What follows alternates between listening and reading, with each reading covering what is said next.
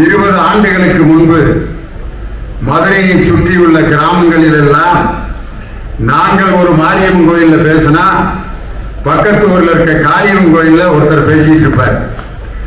அவர்தான் எனக்கு முன்னால் மிக சிறப்பாக உரையாற்றிய சங்கமும் பொதுமறையும் என்ற தலைப்பிலே உரையாற்றிய எங்கள் அருமை ஐயா மதுரை மண்ணை சேர்ந்த செந்தூரன் அவர்கள். அவருடைய பேச்சை 20 ஆண்டுகளுக்கு பிறகு இன்னைக்கு நான் மேடையில் கேட்கக்கூடிய ஒரு நல்ல வாய்ப்பு. இந்த அருமையான பப்பாசி நிறுவனமும்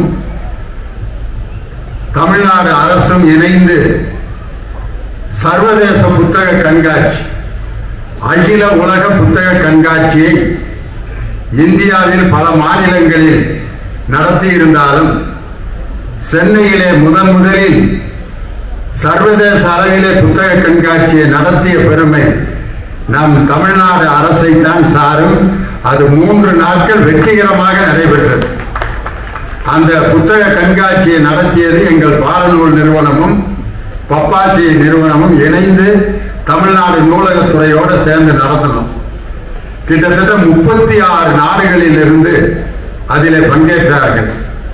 அதில் என்ன ஒரு சிறப்புன்னா 360 நூல்கள், வெளிநாட்டு அறிஞர்களின் புத்தகங்கள் தமிழிலே மொழிபெயர்க்கவும், நமது தமிழ் நூல்கள் வெளிநாட்டு மொழிகளில் மொழிபெயர்க்கவும் கிட்டத்தட்ட 360 நூல்கள், 60 ஒப்பந்தங்கள் கையெழுத்தாகி ஒரு 6 மாதத்தில் வெளிநாட்டில் இருந்த அறிஞர்களின் நூல்கள் தமிழிலே கிடைக்கப் பெறுவதற்கும், தமிழ் நூல்கள் வெளிநாட்டு மொழிகளிலே மொழிபெயர்த்து நமது பண்பாட்டையும் கலாச்சாரத்தையும் அவர்கள் தெரிந்து கொள்வதற்கு வாய்ப்பும் இந்த அருமையான அகில உலக புத்தக கண்காட்சி மிக சிறப்பான ஒரு பணியை செய்து முடித்திருக்கிறது.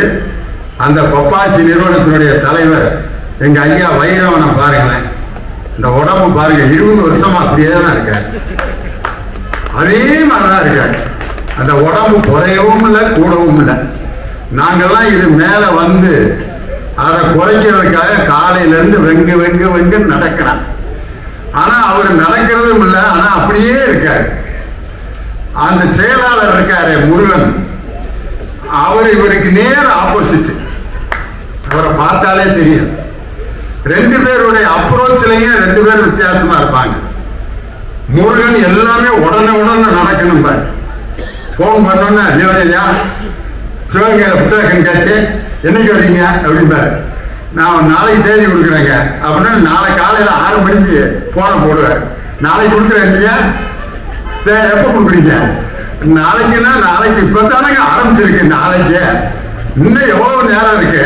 திருப்பி 10:30 மணிக்கு கேட்பாரு. ரெடி ஆயிடுச்சா? அப்புறம் நான் ஒரு தலைப்பை போட்டு தேதியை போட்டு எழுதி கொடுத்து, தலைப்பு சரியா இல்லை இன்னும் வேற தலைப்பு கொடுங்க அப்படின்ட்டு இன்னொரு தலைப்பை போட்டு கேட்டு உடனே பிரிண்ட்ல ஏறி அதில் வந்துடணும். மன வேலை வைப்பார். நம்ம வைரவன் ஐயா நிதானமா இருக்கு. வாங்க லியோனி, எத்தனை மணிக்கு ஆரம்பிச்சனா அப்படின்னு கேட்கறதுக்கே 2 நிமிஷம் ஆயிடும். அப்படி நிதானமா இருப்பாங்க. ஒருத்தர் இப்படி இருக்கணும், இன்னொருத்தர் அப்படி இருந்தா தான் இந்த நிறுவனத்தை கொண்டு போக முடியும். 2 பேருமே அவசர குரூப்பா இருந்தா கூட இருக்க துணை செயலாளர்கள், இணை செயலாளர், செயற்குழுவினர்கள் பைத்தியம் முடிச்சிடும். 2 பேருமே அமைதியான ஆளா இருந்தாங்கன்னு வச்சுங்க, வாங்க சொல்லுங்க எப்ப அப்படின்னா அதுக்குள்ள புத்தக கண்காட்சியை முடிச்சிடும். எங்க பள்ளிக்கூடத்துல 2 தமிழாசிரியர் இருந்தாங்க. வரவேற்புற ஒருத்தர் சொன்னார்னா பங்கன் முடிகிற வரைக்கும் வரவேற்புற சொல்லிட்டே இருப்பார். இந்த நிகழ்ச்சியில நான் எதற்காக பேசுகிறேன் என்று அப்படிங்கிறதுக்குள்ள நிறைய பேர் எந்திரிச்சு நான் பாத்ரூம் போயிட்டு வந்துடுறேன்னு போயிட்டு வருவாங்க. இன்னொருத்தர் அவசரமா பேசுவார். எப்படி கடலை வறுக்கிற மாதிரி வரன்னு வறுத்து முடிச்சிருவார். அந்த 2 பேரையும் நான் ரொம்ப க்ளோஸா வாட்ச் பண்ணுவேன். அவங்களுடைய அணுகுமுறை, அவருடைய வைரவன் ஐயா அவருடைய உடம்பை பெறுவதற்கு தான் இன்னைக்கு பீச்சு கடற்கரையில அவ்வளவு பேர் போராடிட்டு இருக்காங்க காலையில இருந்து. 6 மணிக்கு நீங்க பாத்தீங்கன்னா ஒன்னொன்னு கிளம்பி எங்கப்பா போயிட்டு இருக்கீங்க? போய்கிட்டு இருக்கானப்பா. ஏன் போற? போகலன்னா போய் சேர்ந்துருவேன்னு சொல்லிட்டாரு டாக்டர். அதுக்கு தான் போயிட்டு இருக்கேன். யார் சொன்னா? டாக்டர் தான். அவர் எங்க? அவரும் பின்னால வாராரு பாரு. டாக்டர் அவரை விட பெரிய தொங்க போட்டு அப்படியே வாராரு. ஒரு உடம்ப ஸ்லிம்மா வைக்கணுங்கிறதுக்காக எவ்வளவு முயற்சி எடுக்கிறோம். இன்னைக்கு இந்த அரங்கத்துக்குள்ள நான் நுழையும் போது பல நாற்காலிகள் காலியா இருந்துச்சு. இன்னும் கூட 2-3 நாற்காலி காலியா தான் இருக்கு. காலியா இருக்கிறத பத்தி கவலைப்பட்டோம்னா நம்ம வாழ்க்கையில ஜாலியா இருக்கவே முடியாது. காரணம் பல இடங்களில் வெற்றிடங்கள் இருப்பதால் தான் அந்த இடத்திற்கும் அந்த பொருளுக்குமே சிறப்பு.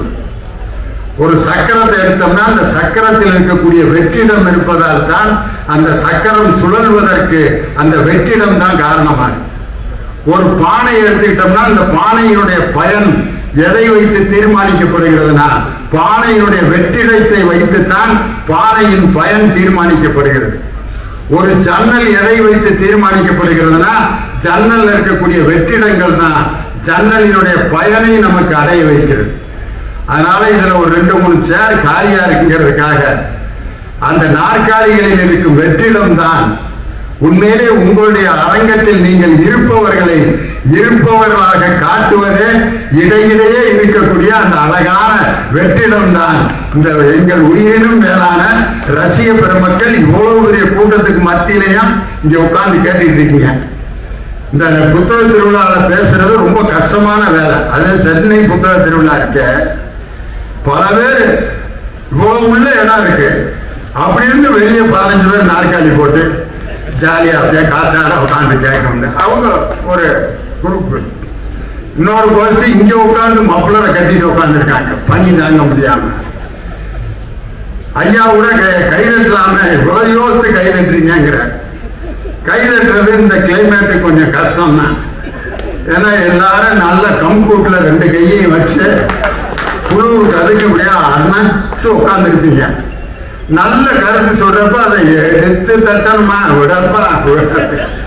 ஆனா ஒரு கலைஞனுக்கு எது பெரிய செல்வம்னா மேடையில் கொடுக்கிற நினைவு பரிசோ போத்துற சால்வையோ கவர்ல கொடுக்கிற பணத்தை விட ரசிகர்களின் சிரிப்பொலியும் கரவொலியும் தான் ஒரு கலைஞனுக்கு நிரந்தரமான சொத்து. கிடைச்சிருச்சு. அது வரைக்கும் சந்தோஷம். இருக்கீங்க. ரொம்ப அற்புதமான ஒரு நிகழ்ச்சி. காரணம் என்னன்னா ஒரு புத்தக திருவிழாவில் பேசுறது ரொம்ப கஷ்டம். எல்லாரும் புத்தகங்களை வாங்கி கொண்டும் இடையில கேன்டீன்ல சாப்பாடு எல்லாம் ஓடிக்கிட்டு இருக்கு. ஒரு மாரியம்மன் கோயில்ல பேசுற மாதிரி தான். மாரியம்மன் கோயில்ல பட்டிமன்றம் நடக்கிற மேடை இருக்கான். பக்கத்திலேயே 3 மைக் செட் ஓடிட்டு இருக்கான். ஒரு மைக் செட்ல என்னன்னா எம்ஜிஆர் பாட்டு போட்டுட்டு இருப்பாங்க. இன்னொரு பக்கம் தானா பீனா சொக்கலார் பீடி சினிமா ஓடிட்டு இருக்கான். இன்னொரு பக்கம் பாத்தீங்கன்னா விளம்பரம் ஓடிட்டு இருக்காங்க. ஆஸ்திரேலியா, அமெரிக்கா, ஐரோப்பியா ஆகிய நாடுகளிலே மக்கள் விரும்பி போடுவது TAS ரத்தினப்பட்டினம் பொடி. லியோனி பட்டிமன்றம் பேசுவார். அப்படி இங்க அங்க ரத்தினப்பட்டினம் பொடி, இங்க லியோனி பட்டிமன்றம், சொக்கலார் பீடியோட சினிமா, இந்த பக்கம் எம்ஜிஆர் பாட்டு. இவ்வளவு சத்தத்துக்கு நடுவில் பட்டிமன்றம் நடத்துவோம். எவ்வளவு ஜாலியா இருக்கு. இன்னொரு ஊர்ல என்னுடைய பேச்செல்லாம் எதுக்கெல்லாம் பயன்படுத்துவாங்க தெரியுமா?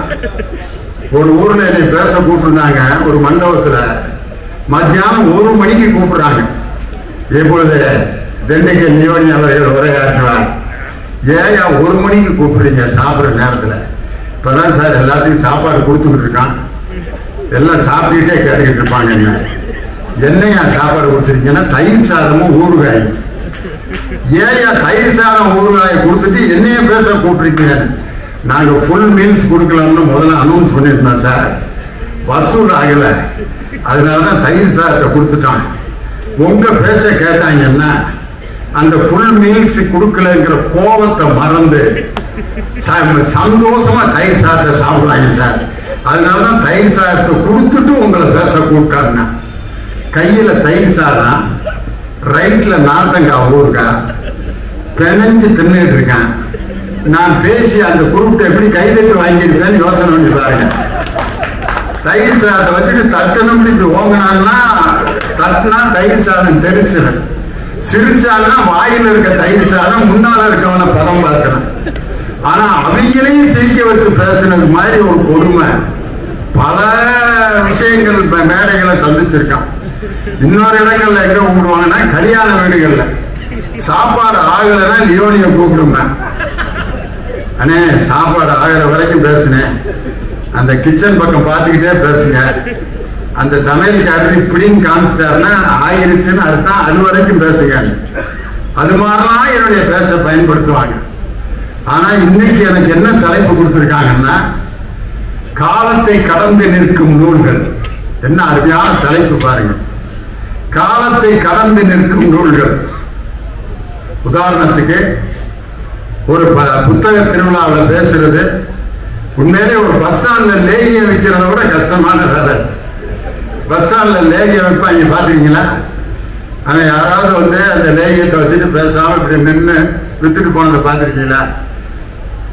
ஐயா லேகியம் வாங்குங்கள், அதெல்லாம் கிடையாது. அவன் ஒரு மெத்தட் வச்சிருப்பான் பார்த்துருக்கீங்களா? ஒரு சின்ன மைக் ஒன்று வச்சுட்டு அந்த லேகியத்துக்கு ஒரு பில்டப் கொடுப்பான் பாருங்க. நான் நின்று கேட்டு அதை ரெக்கார்டு பண்ணி மனப்பாடம் பண்ணிட்டேன் அந்த டெக்னிக்கை.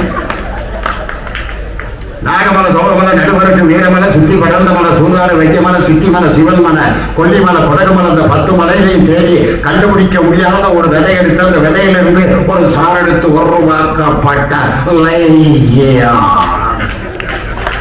பேர் வச்சான். என்னமோ ஐயா நூதனமா விற்கிறாங்க. அதெல்லாம் விதெல்லாம் சுத்தமா பாதாள அந்த 4 லோகத்திலையும் கண்டுபிடிக்க முடியாத ஒரு பழத்தை எடுத்து அந்த பழத்துல இருந்து சார் எடுத்து ரெண்டையும் மிக்ஸ் பண்ணி உருவாக்கப்பட்ட காலையில சில பேர் வாளியில தண்ணி எடுத்துக்கிட்டு பாத்ரூம்ல சென்டர் பண்ணி உட்காந்து முக்குவான், முனகுவான், திக்குவான், திணறுவான், எந்திரிப்பா உட்காருவான். மேட்ரு கீழே இறங்காம ரொம்ப சிரமப்பட்டுக்கிட்டு இருப்பான். நம்ம லைங்கத்தை காலையில ஒரு உருண்டை, மத்தியானம் ஒரு உருண்டையை பிடிச்சு ஒரு செம்பு தண்ணியை உள்ள தள்ளலாம்னா சும்மா நாட்டுக்கோட்டை கெட்டியார் காசை கொட்டின மாதிரி சும்மா படித்து அவன் சொல்லும் போதே நமக்கு வர்ற மாதிரியே இருக்கு. அவன் என்ன மருந்த விற்கிறானோ என்னமோ, அவன் விற்கிற மருந்த ஒரு பில்டப் கொடுக்குறான் பார்த்தீங்களா? அந்த பில்டப் தான் உண்மையிலே ஒரு பேச்சினுடைய சுவைய, ஒரு கருத்தை எப்படி சொல்கிறோம் என்பதை வைத்துத்தான். அதனால காலத்தை கடந்து நிற்கக்கூடிய நூல்கள். என் வாழ்க்கையில் நான் தொட்ட முதல் புத்தகம் எது அப்படின்னு உட்கார்ந்து சிந்திச்சு பார்த்தேன். நான் பிறந்ததிலிருந்து என் வாழ்க்கையில் தொட்ட முதல் புஸ்தகம் எது? எங்க அப்பா டெய்லி சர்ச்சுக்கு கொண்டு போய் கொண்டிருந்த அந்த பைபிள். அது ஒண்ணுதான் நான் பார்த்த முதல் புஸ்தகம் எங்க வீட்டுல. அந்த பைபிளை எங்க அப்பா எதுக்கெல்லாம் பயன்படுத்துவார் தெரியுமா? அந்த பைபிளை கடைசியில ஒரு 5 பக்கம் இருக்கும், காலி பேப்பர். அந்த பேப்பர்ல என்னென்ன எழுதி வச்சிருப்பாருன்னா, அவருக்கு பிறந்த குழந்தைகளுடைய வரிசையா லிஸ்ட், எங்க அண்ணன் பிறந்த நேரம், பேரு, யாரு எந்த ஃபாதர் பேர் வச்சாரு, எங்க வச்சான் அப்படின்னு. உண்மையில ஒரு முனிசிபாலிட்டியில பண்ணி இப்ப செய்ய வேண்டிய ரெக்கார்டை எங்க அப்பா அந்த பைபிள்ல கடைசி பேஜில் எழுதி வச்சிருந்தார். நான் எந்த நேரம் பிறந்தேன், எத்தனாம் தேதி பிறந்தேன், எந்த ஆஸ்பத்திரியில் பிறந்தேன், எனக்கு டெலிவரி பார்த்த டாக்டர் யாரு, எங்க அம்மாவை எத்தனை மணிக்கு ஆஸ்பத்திரிக்கு கூட்டு போனோம், சகாலம் எழுதியிருப்பாரு. ஒரு ஒரு குழந்தைக்கு ஒரு லைன். எங்க வீட்டுல 11 பிள்ளைய பைபிள் தீர்ந்துருச்சு. கடைசியில் இருக்க அந்த 4 பேப்பரும் தீர்ந்துருச்சு. எங்க அப்பா அந்த பேப்பரை தீர்த்தாரு பார்த்தீங்களா? அதான் எங்க அப்பாவோட வெற்றி. அந்த புத்தகத்தை முதல்ல என் கையில கொடுத்துட்டு, இதுல என்னப்பா படிக்கிறீங்கன்னு கேட்கிறப்ப எங்க அப்பா அந்த பைபிள்ல வந்த கதைகளை எல்லாம் சொல்லுவார். எங்க அப்பா சொன்ன அந்த முறை முதல்ல எனக்கு சொன்ன கதை தெரியுமா? பைபிள்ல வந்த ஊதாரி பிள்ளை கதை. ஒரு அப்பாவுக்கு 2 பிள்ளைங்க. ஒருத்தர் வீட்டுல ரொம்ப பணிவா இருந்து எல்லா வேலையும் பார்த்துட்டு இருந்தான். 2வது மகன், அவனும் நல்லவன் தான். திடீர்னு அவனுக்கு ஒரு ஆசை வந்துருச்சு. சொத்தை பிரிச்சு கேட்டுட்டு நம்ம தனியா போய் ஜாலியா இருப்போம்ட்டு அப்பாட்ட சொத்தை பிரிச்சு கேட்டு வெளியில போயிட்டான். சொத்தை பூரா இழந்து ஒண்ணுமில்லாம போய் பன்றிகள் திங்கிற தவிட சாப்பிடுற நிலைமைக்கு ஆளாயிட்டான். ஆளான பிறகு எங்க அப்பாட்ட திருப்பி போறேன் அப்படின்ட்டு அந்த ஊதாரி மைந்தன் திருப்பி அவங்க அப்பாட்ட வர்றான். அந்த நேரத்தில் அவங்க அப்பா அந்த கந்தரகோலமா வர்ற மகனை பார்த்துட்டு இறங்கி ஓடுற. ஓடி போய் அவனை கட்டி பிடிச்சு, செத்து போன என் மகன் மீண்டும் திரும்பி வந்து விட்டான் அப்படின்னு கட்டி பிடிச்சு முத்தம் கொடுத்து, என் மகன் வந்து விட்டான், வீட்டில் இருக்கக்கூடிய கொழுத்த ஆட்டை அடித்து நன்றாக விருந்து சமைத்து எல்லோரும் மகிழ்ச்சியாக சாப்பிடுங்கள் அப்படின்னு சொல்றார். மூத்த மகன் எப்படி இருக்கு அவனுக்கு? வாழ்நாள் முழுவதும் நான் கடந்து கஷ்டப்பட்டு இருக்கேன், எனக்காக ஒரு நாளைக்கு என்னைக்காவது ஆடு அடிச்சிருக்கியா நீ? இந்த காவாலி பேர் சொத்தை பூரா இழந்துட்டு வந்திருக்கான், அவன் வந்துட்டான்றதுக்காக வீட்டுல விருந்து வைக்கிறிய, நீலாம் ஒரு அப்பனா அப்படின்னு கேட்கிறான்.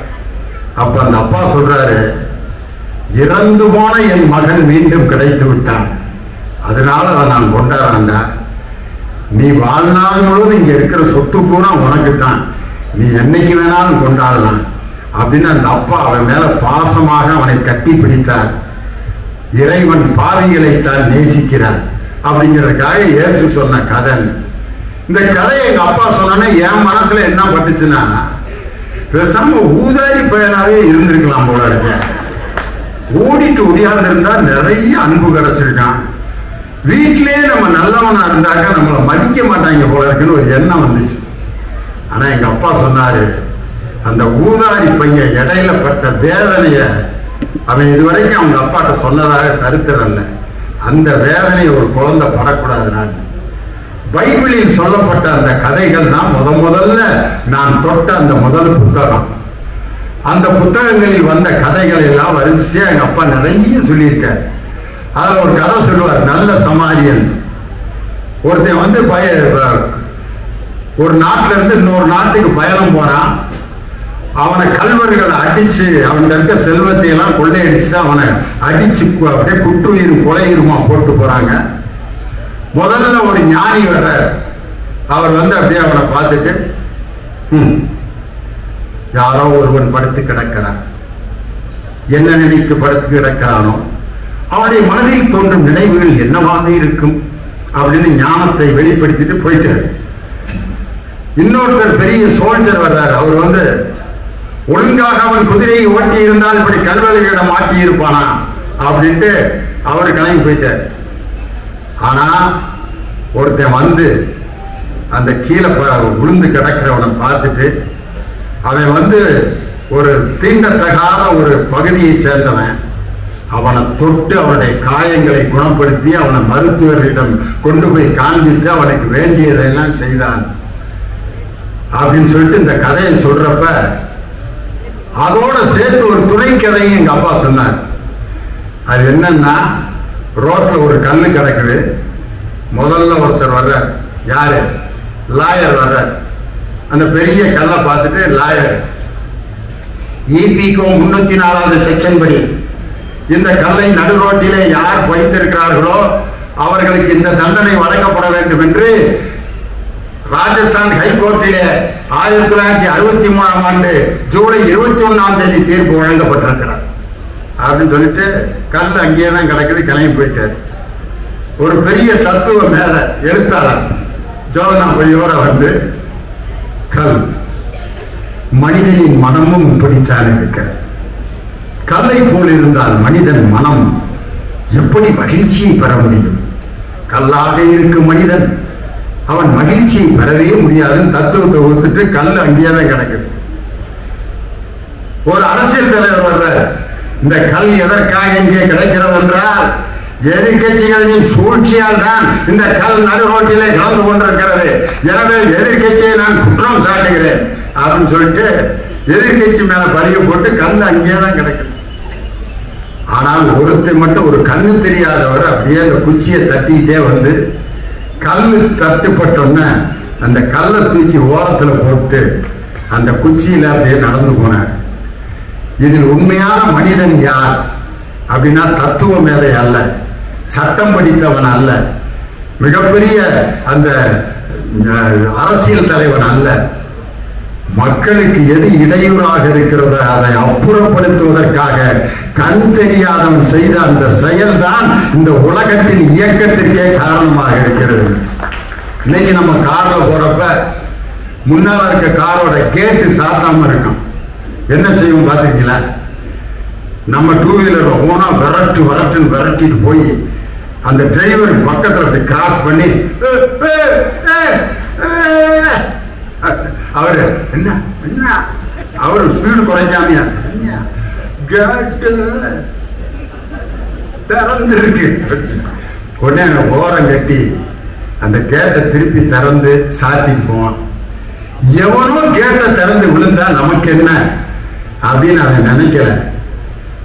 ஒரு சாதாரண ஒரு யாருன்னே தெரியாத ஒருத்தர் விழுந்து சாகக்கூடாது நினைக்கிற அந்த நினைப்பு இருக்கு பார்த்தீங்களா, இந்த நினைவு தான் இந்த உலகத்தை இன்னும் இயக்கி கொண்டிருக்கிறது. ரோட்ல ஒருத்தர் கீழே விழுந்தா ஒரு 5 பேர் திடீர்னு இறங்கி என்ன என்ன என்னன்ட்டு அவனை தூக்கி விடுவான். பாக்கெட்ல இருக்க மொபைல் எடுத்து போன போடுறேன், எங்க போனேன், ஸ்கூட்டர் எடுத்து வைக்கிறான், பின்னால வைக்கிறான். காட்சினா நம்ம பார்க்கிறோம். முதலில் நான் தொட்ட அந்த பைபிள் என்ற புத்தகம், அந்த புத்தகத்தில் என் தந்தை எனக்கு சொன்ன அந்த கதைகள் இன்னும் பசுமையா இருக்கு. அதுக்கு அடுத்து நான் தொட்ட புத்தகம் 1ஆம் கிளாஸ் புத்தகம். நான் படித்த தமிழ்நாடு பாடநூல் நிறுவனம் தயாரித்த 1ஆம் வகுப்பு தமிழ் பாடநூல். அந்த புத்தகத்தை அப்படியே இன்னும் மனசுக்குள்ளேயே இருக்கு. அந்த புத்தகம் முதல் பக்கத்தை பரட்டணும்னா தீண்டாமை ஒரு பாவ செயல் அதை எழுதி போட்டிருப்பாங்க. தமிழ்நாடு அரசு குற்றம், அதுக்கப்புறம் நீராறு கடல் எடுத்த, அதுக்கப்புறம் ஜனகன மனகதி, ஜனகன மனகதிக்கு தமிழில் பொருள் போட்டிருப்பாங்க. அதுக்கு அடுத்த பிரித்தோம்னா அணில் ஆடி இலை ஈக்கல் உரல் வீசி. அந்த பாடம் அப்படியே மனசுக்குள்ள பதிஞ்சிருக்கு. லாஸ்டா ஒரு 4 பாட்டு இருக்கும். அந்த 4 பாட்டை எங்க செல்லம்மா டீச்சர் சொல்லி கொடுத்த அந்த மெத்தடு மாம்பழமா மாம்பழம். அந்த பாட்டு மாம்பழமா மாம்பழம், மல்கோவா மாம்பழம், சேலத்து மாம்பழம், தித்திக்கும் மாம்பழம் அப்படின்னு சொல்லிட்டு வரிசையா சொல்லிட்டு லாஸ்டா சொல்லுவாங்க, இங்கே ஓடி வாருங்கள் தங்கு போட்டு தின்னலாம் அப்படின்ட்டு அந்த ரிதமிக்கு அந்த பாட்டை சொல்லி கொடுப்பாங்க. அதுக்கப்புறம் ஒரு பாட்டு இருந்துச்சு, அம்மா இங்கே வா வா ஆசை முத்தம் தாத்தா. 3ஆவது லைன்லயே சோத்த போட்டாச்சு. இலையில் சோறு போட்டு ஈயை தூர ஓட்டு, ஈ போட்ட சோறு போட்டதுக்காக உன்னை போன்ற நல்லார் ஊரி அவர் உள்ளார். அடுத்த வாக்கியம் தான் எனக்கு ரொம்ப பிடிக்கும், என்னால் உனக்கு தொல்லை ஏதும் இங்கே இல்லை. தொல்லையே கொடுக்காத பேர் பிள்ளையா. ஆனா அன்னைக்கு அப்படி ஒரு விஷயத்தை பதிய வச்சுட்டாங்க, என்னால் உனக்கு தொல்லை ஏதும் இங்கே இல்லை. தொல்லையே கொடுக்காத பேர் பிள்ளையே கிடையாது. பிள்ளைனா கீழே விழுந்துமா, ஏன்டா விழுந்தா, மரத்துல ஏறினேன், மரத்துல ஒண்ணா மரம் இருந்ததா வேலை தானே செய்வான் அப்படின்னு சப்புன்னு அடிப்பேன், போவான் வருவேன். ஒரு மாதிரி பேசுவாங்க, கீழே உழுவாங்க, எந்திரிப்பாங்க, கிணத்துல போய் குதிச்சு தண்ணியை குடிச்சிட்டு வெளியே வருவேன். பக்கத்து பேரோட சண்டை போட்டு, ஏன்டா சண்டை போட்டு, அவன் என்னை அடிச்சான், நீ ஏன்டா அவனை அடிச்சான், முந்தா நாள் என்னை குத்துனான், நீ ஏன்டா முந்தா நாள் அவனை குத்துனான், போன வாரம் என்னை விதிச்சான், போன வாரம் இந்த 1950 இருந்து கதைக்கு வந்துடுவாங்க. அவன் பிறந்திருக்கவே மாட்டான், அந்த வருஷத்துல இருந்து கதை சொல்லிட்டு சண்டை போட்டு வருவான். இப்படிலாம் இருந்தாக்கா அதுக்கு பேரு பிள்ளை. தொல்லையே கொடுக்காம இருந்தா அதுக்கு பேர் பிள்ளை கிடையாது. அந்த 1ஆம் கிளாஸ் புத்தகத்திலே நான் படித்த அந்த பாடல்களும் அந்த படக்கதைகளும் இன்னும் அப்படியே பசுமையா என்னுடைய மனதுக்குள் அப்படியே நிழலாடி கொண்டிருக்கிறது. அதுக்கடுத்து நான் தொட்ட புஸ்தகம் எதுவா இருக்குன்னு நினைக்கிறீங்க? சினிமா பாட்டு புஸ்தகம். இந்த பாட்டு புஸ்தகங்கிற கல்ச்சரே இப்ப மறந்துருச்சு. நான் 3ஆம் கிளாஸ் படிக்கிறப்ப குடியிருந்த கோயில் ஒரு படம் இருந்துச்சு. அந்த படத்தோட பாட்டு புஸ்தகத்தை வாங்கி பாட புஸ்தகத்தை கூட பல தடவை நான் பரட்டினது அந்த புஸ்தகமா தான் இருக்கு. அந்த படத்தோட கதையை போட்டிருப்பாங்க முன்னாடி, பாக்குறீங்களா? ஆனந்த் சேகர் என்று 2 குழந்தைகள் ஒரு தாய்க்கு. அவர்கள் இருவரும் ரயில்வே ஸ்டேஷனிலே பிரிந்து விடுகிறார்கள். ஒருவன் கொள்ளைக்காரனிடம் சென்று விடுகிறார், இன்னொருவன் தாயிடம் இருந்து வாழ்கிறார். அப்படின்னு சொல்லிட்டு இருவரும் சந்தித்தார்களா? இல்லையா, வெள்ளித்திரையில் காண்க. அதுக்கு அடுத்து அந்த பாட்டு, முதல் பாட்டு குடியிருந்த கோயில்ல ஃபர்ஸ்ட் சாங், என்னை தெரியுமா நான் சிரித்து பழகி கருத்தை கவரும் ரசிகன் என்னை தெரியுமா? உங்கள் கவலை மறக்க கவிதை பாடும் கவிஞன் என்னை தெரியுமா? ஆஹரசிகன் இரண்டாவது பாட்டு துள்ளுவதோ இளமை. மூணாவது பாட்டு உன் விழியும் என் வாழும் சந்தித்தார்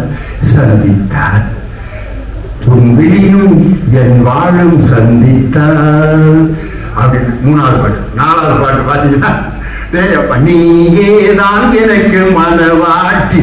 லாஸ்ட் சாங் குங்கும பொட்டின் மங்களம். இந்த பாட்டு பூரா அப்படியே என் மனசுல பதிஞ்சிருக்கா. அந்த பாட்டு புத்தகம் எப்படி அதை எம்ஜிஆர் பாட்டு புத்தகமா தனியா வாங்கி பைன் பண்ணி வச்சிருக்கோம்.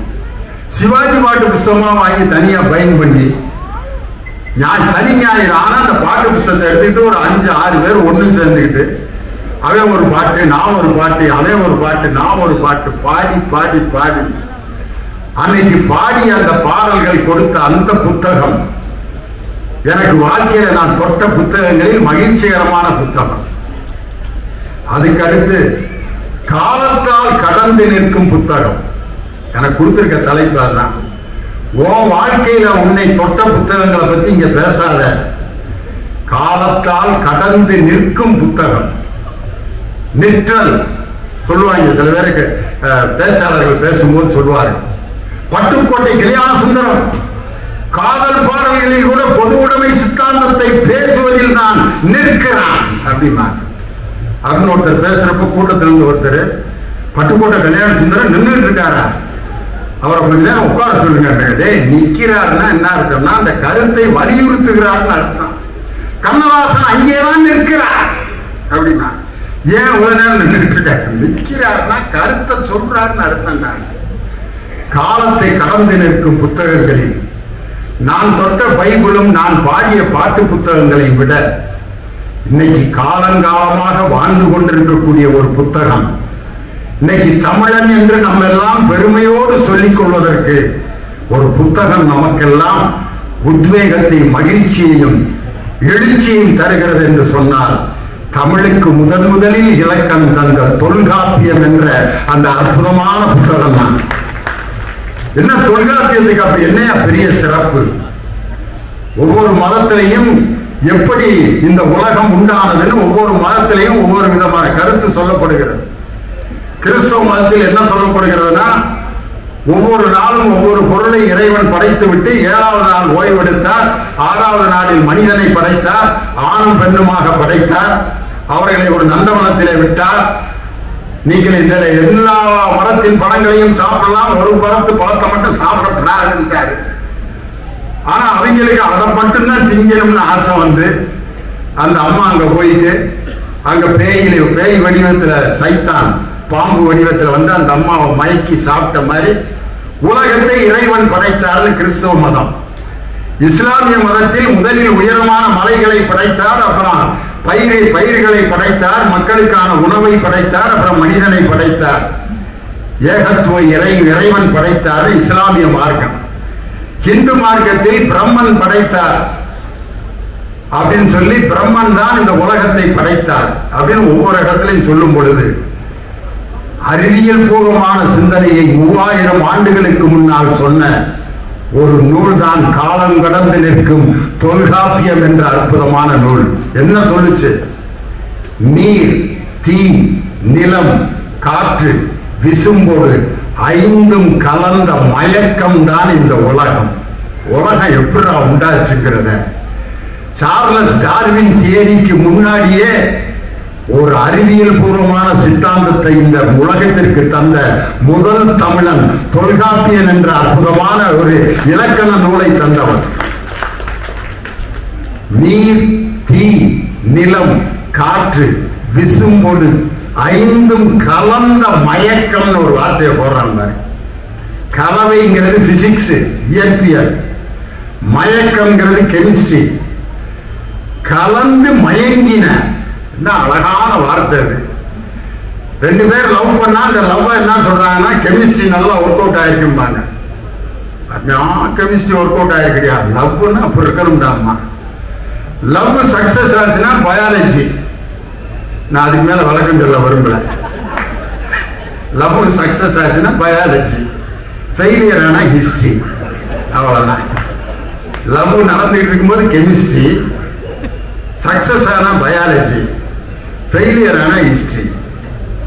ஆனா கலந்த மயக்கம், 5 பூதங்களும் கலந்து மயங்கிதான் இந்த உலகம் உண்டாச்சு அப்படின்னு சொன்னது தொல்காப்பியன் என்ற அந்த கவிஞன் இல்லையா, அந்த இலக்கண நூலை வகுத்த ஆசிரியர் இல்லையா? எப்படிப்பட்ட கண்டுபிடிப்பு! அதற்கு அடுத்து காலம் கடந்து நிற்கக்கூடிய நூல் எது? எத்தனை நூல்களை சொல்வது? திருக்குறளா? ஔவையினுடைய மூதுரை, சுருங்க சொல்லி விளங்க வைக்கக்கூடிய அந்த அருமையான வடிவத்தை தந்த முதல் புலவர் ஔவையார் என்ற ஒரு புலவர் தான். எளிமையான வாழ்க்கை தத்துவங்களை ஒரே வரியில, சீரை தேடில் ஏரை தேடு, முடிஞ்சு போச்சா? ஏர் பின்னது உலகம் மாதிரி ஏரை நீ பிடித்து உழுதால்தான் இந்த உலகம் சீரடையும். சீரை தேடில் ஏரை தேடு, சூதும் வாதும் வேதனை செய்யும். அழகான வார்த்தை. சூது வாது அப்படின்னா என்ன அர்த்தம்? அந்த பிள்ளை கொஞ்சம் சூதுவாதே இல்லாத பிள்ளை, அப்புறாணி பிள்ளை அப்படிம்பாங்க. அது என்ன சூதுவாது? ஒருவர் மனதில் இருக்கக்கூடிய கெட்டதை மட்டுமே நினைத்துக் கொண்டிருப்பவர்கள் சூது பிடித்தவர்கள். வாதுனா வாதம் செய்பவர்கள், எல்லாத்துக்கும் வாதம் பண்ணிட்டே இருப்பேன். அப்ப அவனை 2 மணிக்கு வர சொல்லு. 2 மணிக்கு வர சொன்னாரு, வர சொல்லு, அவர் வர சொன்னா நான் வரணுமா அப்படின்னு விவாதம் பண்ணிட்டே இருப்பேன். உள்ள நுழைஞ்சு ஒருத்தர் வாங்கன்னா எதுக்கு நம்மளை வாங்குங்கிறேன், எது பிளானோட வந்திருப்பானோ, வந்தவங்க பூரா சந்தேகப்பட்டுட்டே இருப்பேன். இதுதான் சூதும் வாதும் வேதனை செய்யும். குற்றம் பார்க்கின் சுற்றம் இல்லை. இதுக்கு மேல ஒரு தத்துவத்தை உலகத்துல வேற எந்த மொழியில யார் சொல்ல முடியும்? ஔவையார் மாதிரி, குற்றம் பார்க்கின் சுற்றம் இல்லை, தீரா கோபம் போராய் முடியும். வாழ்க்கையில எத்தனை விதமான மனிதர்களை பார்க்கணும். கலீல் கிப்ரான் எழுதிய அந்த தீர்க்கதரிசிங்கிற நூல் நஸ்ரையா, அந்த நூலினுடைய தமிழாக்கத்தை படிச்சிருக்கேன். அதுல என்ன சொல்றாரு? எந்த வேலையா இருந்தாலும் ரசிச்சு செய்யறாங்க. இந்த மேடையில பேசணுமா, ரசிச்சு பேசு. உன் பேச்சை நீ ரசி. முதல்ல மேடை நான் வந்து இறங்கியாக்குறேன். நம்ம பேசல, புத்தக திருவிழாவில் பேசுறது ஒண்ணுதான், வெளியில இழந்து பழத்து குலைக்கிறது ஒண்ணுதான். வெறும் காலி சேரா இருக்கு, இதுல போய் நம்ம அவசியம் பேசணுமாட்டு நினைக்கப்படாது. நீ ஆரம்பிடா, உன் பேச்ச கேட்க வருவாங்கடா, ரசிப்பாங்கடா நினைச்சு இந்த மேடையில நான் ரசிச்சு இந்த மேடையில நின்னாதான் என்னுடைய பேச்சை மக்கள் ரசிப்பார்கள். நான் ரசிக்கணும். முதல்ல நான் என் பேச்சை ரசிக்கணும், என் தோரணையை நான் ரசிக்கணும், என் ட்ரெஸ்ஸை நான் அப்படி போட்டு அப்படி அப்படின்னாதான் வயிறு கொஞ்சம் பெருசா இருந்தாலும் நல்லா தாண்டா இருக்கு அப்படின்ட்டு பார்ப்போம். நான் போலீஸ்காரங்களாம் நிக்கிறாங்க, உட்கார்ந்து சந்தோஷமா கேட்கறாங்க, ஆசையா இருக்கு அவங்க கேட்கறத பார்த்தா. அவங்களுக்குலாம் இது மாதிரி நிகழ்ச்சி கேட்கறதுக்கு வாய்ப்பு இருக்குமா? கேட்கலாம்னு நினைக்கிறப்ப எஸ்பி வர்றாரா, டிஎஸ்பி வர்றாரா, ஐசி வர்றாரா, அவங்க கூட போலீஸ் ஸ்டேஷன்ல உள்ள நுழைஞ்சோன்னு ஒரு பெரிய கண்ணாடி இருக்கு பாத்துருக்கீங்களா? அப்படி நின்று அப்படி பெல்ட் எல்லாம் அட்ஜஸ்ட் பண்ணி மேல எழுதி போட்டுருவாங்க, ஆர் யூ ஸ்மார்ட் அப்படி எழுதி போட்டிருப்பாங்க. என்ன அர்த்தம்? போலீஸ்காரங்க ஸ்மார்ட்டா இருந்தாதான் வேலை பார்க்க முடியும். போலீஸ்காரரு வாங்க ஏட்டியா அப்படின்னு வாரேன் வந்துட்டு இருக்கேன், ஓடுறான் தெரியும், ஓடிட்டு போறேன், என்ன செய்ய சொல்றேன், நான் என்னைக்கு போய் அவனை பிடிக்கிறதுனால நீ என்னைக்கா போய் பிடிக்கிறது? Are you smart? என் பேச்சை என்னுடைய தோரணையை முதல்ல நான் ரசிக்கணும். யாருமே அவங்க வேலையை ரசிச்சு செய்யறதில்லை. ஒரு டிரைவரை கேளுங்க, நீ உன் வேலையை ரசிச்சு செய்யா? என்ன அதெல்லாம் ஒரு குழப்பாடா. 5 மணிக்கு எந்திரிச்சு இருந்து பட்டினம் பார்க்கறதுக்கு ஓட்ட வர வேகமாக போகணும்னா ஆக்சிலேட்டர் மிதிக்கணும், குறுக்கா வர்றேன், சிக்னலை போடுறேன், ஏன்டா லேட்டுன்னு கத்துறேன், விசில் ஊதுனா எடுத்துக்கிட்டு விசில் ஊதுனா நிப்பாட்டிக்கிட்டு போலப்பா அது அப்படின்னு நினைச்சாருன்னா அந்த டிரைவர் டிரைவராகவே இருக்க முடியாது. ஒரு டிரைவர் என்ன நினைச்சு வண்டியை ஓட்டணும்னா 60 உயிர்கள் என்னை நம்பி உட்கார்ந்துருக்கு, அவங்கள உயிரோட கொண்டு போய் சேர்க்கின்ற கடவுளுக்கு இணையான வேலையை எனக்கு கொடுத்துருக்காங்க அப்படின்னு நினைச்சு ஸ்டேரிங்க பிடிக்கணும். கண்டக்டரை கேட்டா இதெல்லாம் ஒரு பொழப்பா அப்படிங்கிறார். ஏன் வேதனை எனக்கு தானே தெரியுங்கிறாரு. ஏன் உனக்கு என்ன கஷ்டம், டிக்கெட்டை கொடுத்துட்டு உட்காந்துருக்க வேண்டியதான, எனக்குன்னே வர்றாங்கயா. ஏன் என்ன தண்ணியை போட்டு ஒருத்தன் யாருன்னு புல் போதையில எங்க போனோன்னு கேட்கிறாரு கண்டக்டர். கண்டுபிடி பார்ப்பான் அப்படின்னு. ஏய் நீ எங்க போறேன்னா எப்படிடா கண்டுபிடி, சம்பளம் ஆகிறியில கண்டுபிடிறா, அவன் எப்படியா கண்டுபிடிப்பேன், அவன் எந்த ஊருக்கு போறான்னு கண்டக்டர் என்ன கனவா கண்டாரு. பிரதர் நீங்க உட்காருங்க, நாங்க உங்க ஊர் அப்புறம் நான் கண்டுபிடிக்கிறேன் அப்படின்னு உட்கார வச்சார். டிக்கெட் எடுறான்னா அதுக்கு ஒரு பதில் சொன்னேன். பின்னாடி கண்ணாடி போட்டு எங்க மாமியை உட்கார்ந்துருப்பாரு, அவர் எடுப்பாரு. அவங்க மாமியை உணவோட ராஜ போதையில இருக்காரு. உங்க மாப்பிள்ளைக்கு டிக்கெட் எடுக்கிறது, அதுக்கு மாமியன் பதில் மச்சான் என்னையா சொன்னாரு, பின்னாடி கண்ணாடி போட்டிருக்கவனதுக்கான கேட்க சொன்னாரு, நான் முன்னாடியிலடா கண்ணாடி போட்டிருக்கேன். கண்டக்டர் இந்த வேலையை பார்க்கறதுக்கு பழனிமலை அடிவாரத்தில் உட்காந்து பிச்சை எடுத்து பொழைச்சிட்டு போயிடலாம்டா, வரத்தான் செய்வேன். மேடையில நான் பேசும்போது முன்னால எல்லாரும் ரசிச்சு கேட்பாங்கன்னு நினைக்க முடியாது. இங்க உட்காந்து மொபைல் பார்த்துட்டு இருப்பாங்க, இங்க உட்காந்து போன்ல ஏன் முன்னாடியே பேசிட்டு இருப்பாங்க. முன்னாள் வரிசையில் ஒரு உட்காந்து போத நிறுத்துறா அப்படிங்கிறாரு. அவரு வேற யார்ட்டையும் சொல்றாரு, எனக்கு வந்து என்னையும் தான் நிறுத்த சொல்றாரு. என்னண்ணே உங்கள்கிட்ட இல்லைண்ணே, நான் அவளை நிறுத்த சொன்னேன், நீங்க பேசுங்க, எனக்கு என்ன பேசணுங்கிறதே மறந்து போச்சு. காரணம் எல்லா வேலையிலையும் பிரச்சனை இருக்கு. டிரைவர் வேலையில பிரச்சனை இல்லையா? 5 மணிக்கு டிரைவர் சாமியை கும்பிட்டு வண்டி எடுக்கிறாரு, பக்கத்துல அந்த தனி சீட்ல ஒருத்தர் வந்து உட்காருறேன், போன் வருது. டிரைவர் அப்பதான் ஸ்டார்ட் பண்ணி கிளம்புது. சொல்லுப்பா, எப்ப சொல்லவே இல்ல டிரைவரு புளியமரத்தில் மோதிட்டானா, மோதி டிரைவரா கூடையில் அழிச்சு விடுறாங்களா? இந்த டிரைவர் என்ன நிலைமைக்கு ஆளாயிருப்பான்னு யோசனை பண்ணி பாருங்க. அவனுக்கு கிளட்ச் எது ஆக்சிலேட்டர் மறந்துருச்சு, வண்டியை நிப்பாட்டிட்டு நான் சிஎல் எழுதி கொடுத்துட்றேன், இன்னொரு டிரைவரை போடுங்கிறாங்க. எல்லா வேலையிலையும் பிரச்சனை இருக்கு. பேச்சாளர் வேலையில பிரச்சனை இல்லையா? அரசியல் தலைவராக இருக்கிறதுல பிரச்சனை இல்லையா?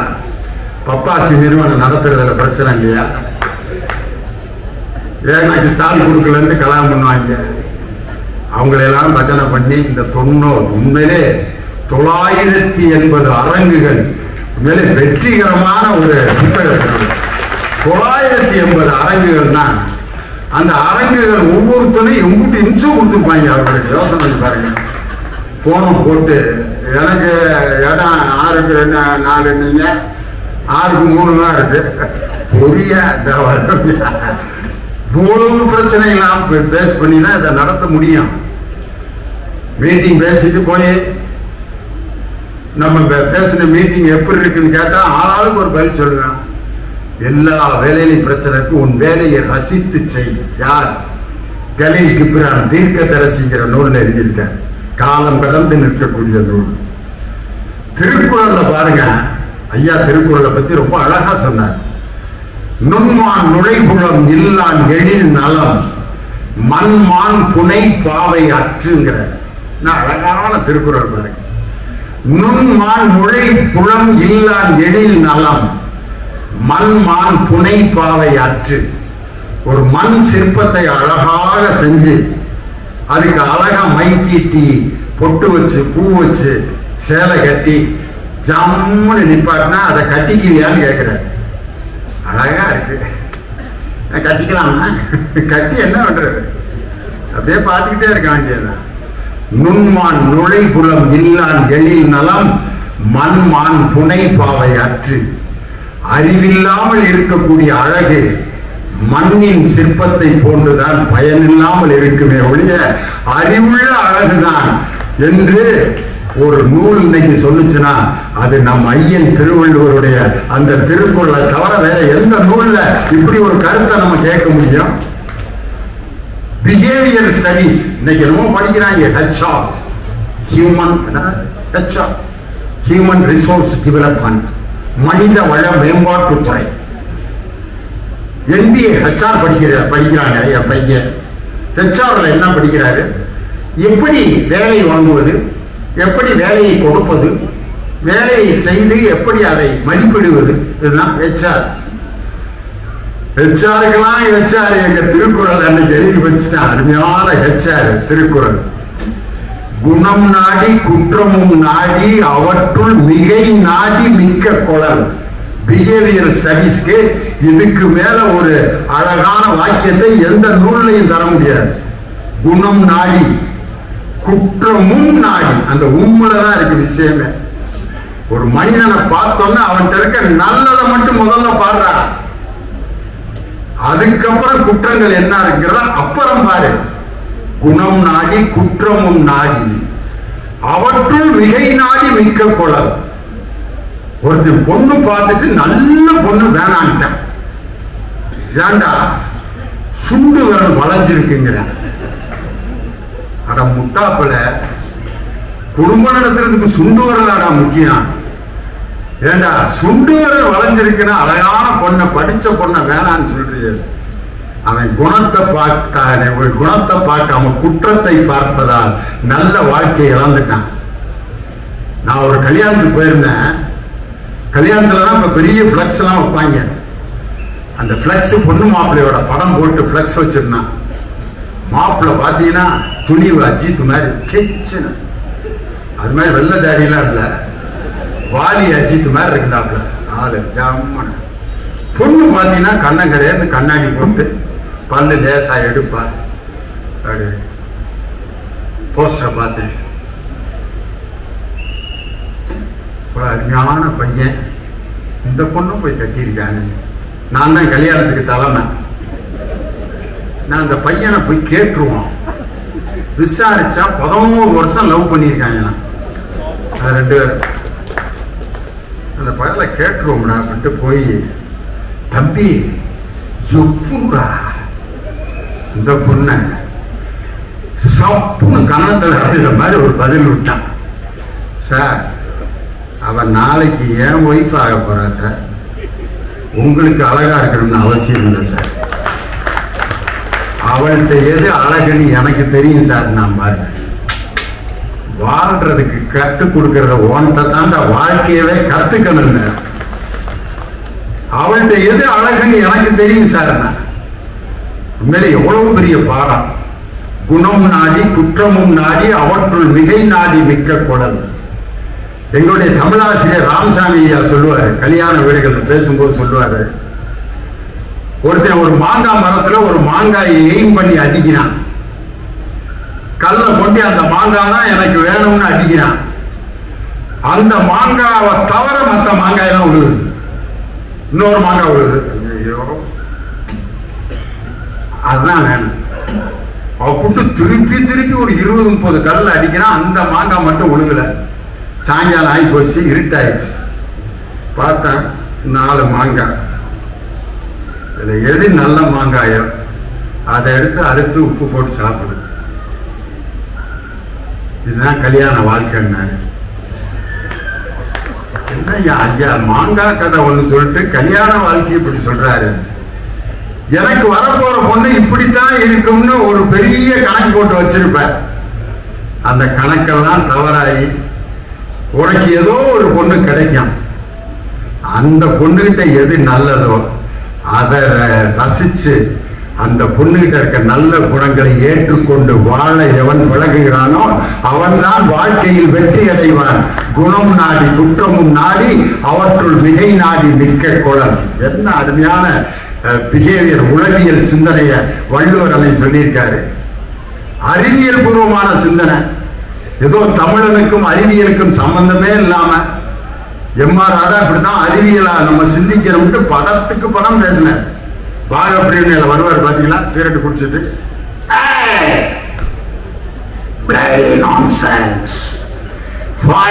நீரோவில ராக்கெட் கப்பலும் விட்டுக்கிட்டு இருக்கான். நம்ம பயில அதே நீரோவில இட்லியும் கொலா புட்டு செஞ்சு வாயில ஓடலாம். Saying once upon a time, everyone I'm for the kind of bloody nonsense. அப்படின்னு பாரின்ல நீராவிலையும் ராக்கெட்ல நீராவில ராக்கெட்டும் கப்பம் விடுறான், நம்ம பயில அதே நீராவில இட்லியும் கொலா புட்டும் செஞ்சு வாயில விடுறான்னு சயின்ஸுக்கும் தமிழனுக்கும் சம்பந்தம் இல்லைன்னு நினைச்சு எம்ஆர் அன்னைக்கு டயலாக் சொன்னார். ஆனால் திருவள்ளுவர் ஒரு திருக்குறள்ல எப்படிப்பட்ட சயின்ஸை சொல்லியிருக்கார் தெரியுமா?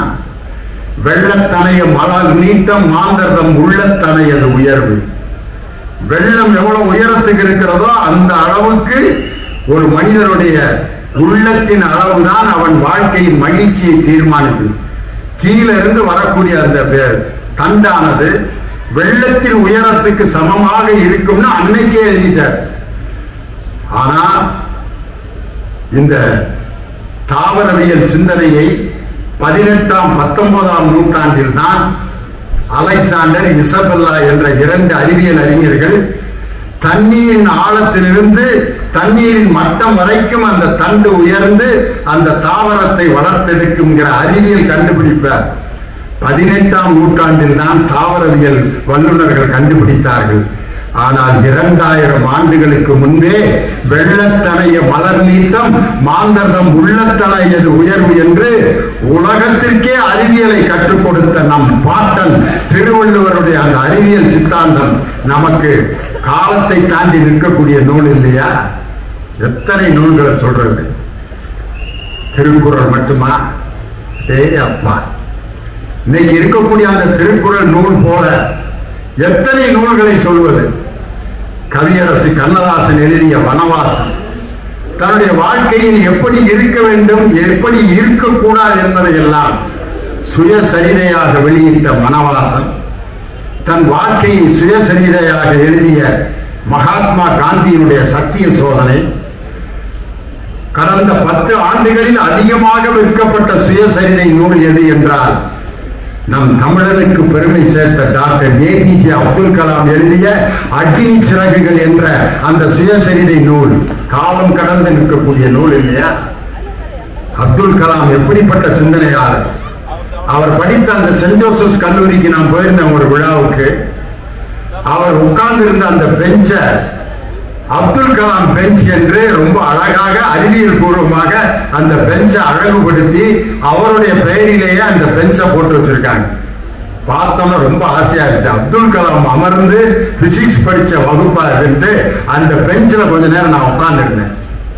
சுயசரிதை நூல்களில் தன் அனுபவங்களை எல்லாம் தொகுத்து எழுதிய ஒரு தலைவர், 5-6 பாகங்கள் நெஞ்சுக்கு நீதி என்று தன் அரசியல் பயணத்தையும் கலை பயணத்தையும் எழுதிய ஒரு தலைவர் முத்தமிழறிஞர் டாக்டர் கலைஞர் என்ற அந்த அற்புதமான எழுத்தாளரின் நெஞ்சுக்கு நீதி.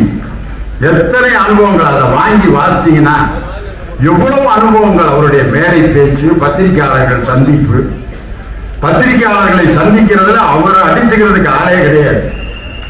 ஒரு முறை அவரை ரஜினிகாந்த் அவர்கள் சந்தித்து விட்டு போறார். பத்திரிகையாளர்கள்லாம் போய் சுத்தி நின்றாங்க. கேட்கிறாங்க, ரஜினிகாந்த் உங்களை சந்தித்து விட்டு போகிறார், முக்கியமான அரசியல் நேரம். அப்ப ரஜினி தலைவரை கோபாலபுரத்தில் பார்த்துட்டு போறாரு. தலைவர்கிட்ட மைக்கை கொண்டு போயிட்டாங்க எல்லாம் பத்திரிகையாளங்கள்லாம். டிவி இதே மாதிரி ஒரு 20-30 மைக்கு. ரஜினிகாந்த் தங்களிடம் என்ன பேசினார் கேள்வி. தலைவர், ரஜினிகாந்த் என்னிடம் தமிழில் பேசினார். பத்திரிகையாளங்கள்லாம், ஐயா தமிழ்ல தான் பேசியிருப்பாரு, என்ன கருத்தை பேசினார்? 2வது கேள்வி. அதுக்கு அவர் பதில், அவர் என்னிடம் சொன்னதை யாரிடமும் சொல்ல வேண்டாம் என்று தெரிவித்தார். பத்திரிகை ரொம்ப நன்றிங்க, கிளம்பிட்டார். ஒரு பத்திரிகையாளர்களை திருப்திப்படுத்தி தான் சொல்லக்கூடாத விஷயத்தை சொல்லாமல் விட்டு அந்த பத்திரிகையாளர் சந்திப்பையே ஒரு கவித்துவமாக நடத்திய ஒரு தலைவர் முத்தமிழறிஞர் டாக்டர் கலைஞர் என்ற அற்புதமான தலைவர். விடுதலை புலிகளின் தலைவர் பிரபாகரன் இறந்து விட்டார். தலைவர்கிட்ட கேட்கிறாங்க, அவர் உயிரோடு இருக்கிறாரா இறந்து விட்டாரா? என்ன சொன்னாலும் மாட்டிக்கிறார் தலைவர். உயிரோடு இருக்கிறார் அப்படின்னா எங்க இருக்காருன்னு கேட்பாங்க. இறந்து விட்டார், அப்ப உங்களுக்கு தெரிஞ்சுதான் செத்தாரான்னு கேட்பாங்க. பதில் எப்படி சொல்ல முடியும்? பதில், விடுதலை புலிகளின் தலைவர் பிரபாகரன் உயிரோடு இருக்கிறாரா, இறந்து விட்டாரா? போராளிகள் என்றும் சாவதே இல்லை அப்படின்னா. ஐயா, அருமையான பதில். மாணவர்கள் அரசியலில் ஈடுபடலாமா? கேள்வி. ஈடுபடலாம் அப்படின்னு சொன்னா அப்புறம் படிக்காம அரசியல கவுன்சிலர் ஆகி தலையில துண்ட போட்டு உட்கார்ந்து இருக்கிறதா கேட்பான். ஈடுபடக்கூடாது அப்படின்னா மாணவரை நீங்க எதுக்கு வச்சிருக்கீங்கன்னு கேட்பாங்க. மாட்டிட்டாரா? பதில், மாணவர்கள் அரசியலில் ஈடுபடலாமா? தலைப்பு, மாணவர்கள் அரசியலில் ஈடுபடலாம். எப்படி ஈடுபடலாம் என்றால், அத்தை மகளிடம் பழகுவது போல் ஈடுபட வேண்டும். பழகலாம், நெருங்கலாம், ரசிக்கலாம், பார்க்கலாம், பேசலாம், தொட்டு துவண்டு விடக்கூடாது அப்படின்னார். பத்திரிகைக்காரங்க ரொம்ப நன்றி ஐயா.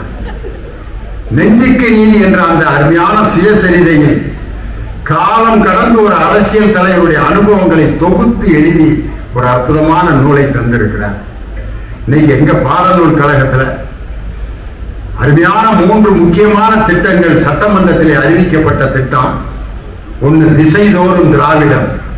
திராவிட சிந்தனையில் இருக்கக்கூடிய அனைத்து நூல்களையும் இந்தியாவில் மட்டுமல்ல உலகத்தில் இருக்கக்கூடிய அத்தனை மொழிகளிலும் மொழிபெயர்த்து திராவிட சிந்தனை உலகமெங்கும் பரவுவதற்கு திசைதோறும் திராவிடம் என்ற திட்டத்தில் இன்று பல நூல்கள், திராவிட சிந்தனை நூல்கள் உலக மொழிகளிலே மொழிபெயர்க்கப்பட்டிருக்கிறது. கலைஞரின் குரலோவியம் ஆங்கிலத்தில் மொழிபெயர்க்கப்பட்டிருக்கிறது. மாபெரும் தமிழ் கனவு என்று பேரறிஞர் அண்ணாவை பற்றி சமஸ் அவர்கள் எழுதிய அந்த புத்தகம் தி கிரேட் டிராவிடியன் ட்ரீம் அப்படின்னு சொல்லி அண்ணாவை பற்றிய புத்தகம் ஆங்கிலத்திலே வெளியிடப்பட்டு எல்லோரும் திராவிட சிந்தனையை படிப்பதற்கு திசைதோறும் திராவிடம். கலைஞர் மொழிபெயர்ப்பு திட்டம் என்று சொல்லி மருத்துவ மற்றும் பொறியியல் நூல்கள் எல்லாம் தமிழ் மீடியத்திலே அச்சடித்து கடந்த சர்வதேச புத்தக கண்காட்சியில் மாண்புமிகு தமிழக முதல்வர் அவர்கள் மருத்துவ நூல்கள் 5 நூல்கள் தமிழ் மீடிய நூல்களை அன்று வெளியிட்டிருக்கிறார். தமிழில் படிக்கின்ற மருத்துவ மாணவர்கள் தாய்மொழியில் படிப்பதற்கான வசதி அந்த கலைஞர் மொழிபெயர்ப்பு திட்டத்திலே அந்த செய்திகள், அந்த திட்டம் செயல்பட்டு கொண்டிருக்கிறது. இளந்தளிர் இலக்கிய திட்டம் என்று ஒவ்வொரு பள்ளியிலும் மாணவர்களுக்கு குழந்தைகளுக்கான நூல்கள் 6ஆம் வகுப்பு முதல் 8ஆம் வகுப்பு வரை தேன் சிட்டு என்ற நூலும், 9ஆம் வகுப்பிலிருந்து 12ஆம் வகுப்பு மாணவர்களுக்கு ஊஞ்சல் என்ற நூலும் மாதந்தோறும் அவர்களுக்கு வழங்கப்பட்டு கொண்டிருக்கிறது. மக்கள் படிப்பதற்கான திட்டங்கள் நிறைய தீட்டப்பட்டு கொண்டிருக்கிறது.